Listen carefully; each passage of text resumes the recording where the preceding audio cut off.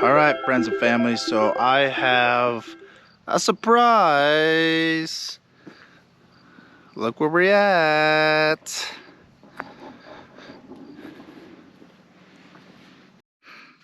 All right, so if you didn't know and you're brand new to my channel, or you're just brand new to getting to know me, or if you just finally wanted to pay attention to who I am, I'm a sculptor. I have to jump over this. It's been raining. It's been raining. So that's why I'm here early in the morning to come and see this. You know, one, I'm pretty sure no one's gonna come out here. It's really crazy rain. But wanted to come out here before the rainstorms hit. So this is considered a landscape installation art and a sculptor.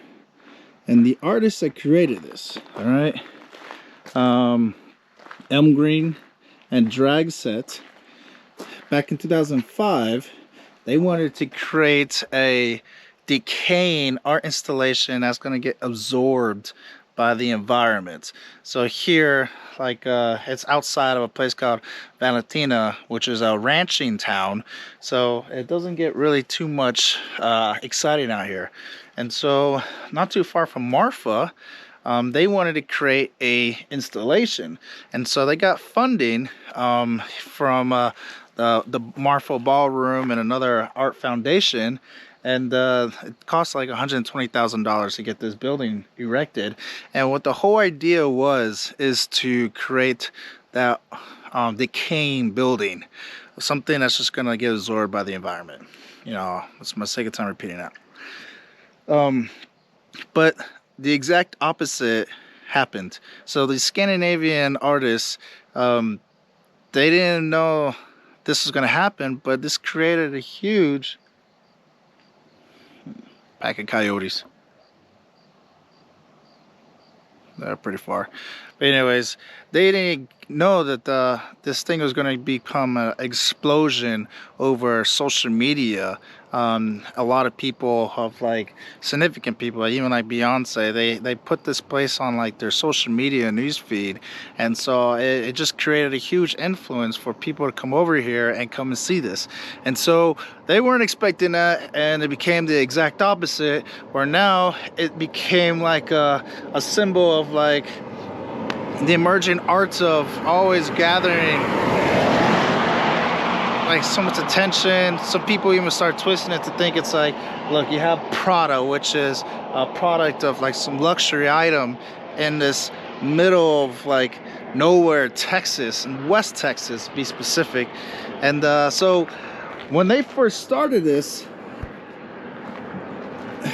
they did start off with original products from Prada, which they're not sponsored, by the way, okay? But these are exact Prada. These are exact Prada products. And so the next day when this installation was opened up to the public, freaking it got vandalized, and people broke the window, spray painted all over the place, and stole a bunch of Prada products, and probably sold it on the black market, eBay or whatever. And so fast forward from there, the foundation helped them maintain it. There was a handler, a local artist named Boyd, who was taking care of this installation. And then you'll see in the drone footage that there's cameras in there to make sure that no one does that again.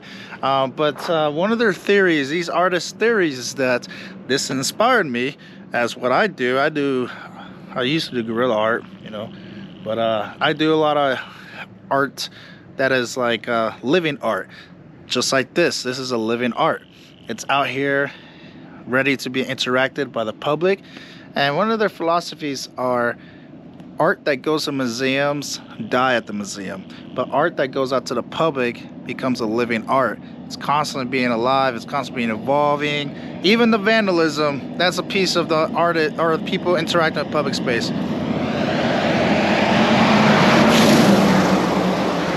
Alright, present fam, let's go on and get out of here, because we need to go and see the rest of Marfa, Texas, before it gets really rainy and flood watery. I'm still surprised about the Marfa lights. Like, damn, I'm still shocked about that. Wow. And I'm gonna show you guys a little bit of scenery of, like, okay, you tell me if there's random lights out here that do this.